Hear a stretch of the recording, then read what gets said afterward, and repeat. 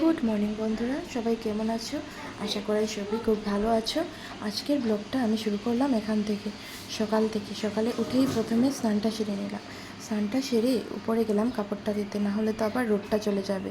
কাপড়টা দিয়ে এসে তুলসী মাকে একটু জল দিয়ে দিলাম। তুলসী মাকে জল দিয়ে তারপর ঠাকুর করে পুজোটা সেরে নিলাম। পুজোটা সেরে এসে তারপর আমি ব্রেকফাস্টটা বানিয়ে নিলাম। আর আজকে ব্রেকফাস্টে ছিল চা আর রুটি। আর এদিকে আবার ব্রেকফাস্টটা সারতে না সারতেই আমার সোনাটা উঠে গেছে। সোনাটা উঠেই তারপর সোনার সাথে একটু খেলু করলাম। ও আজকে ভীষণ হ্যাপি, কারণ ও আজকে ওর বাড়ি যাবে।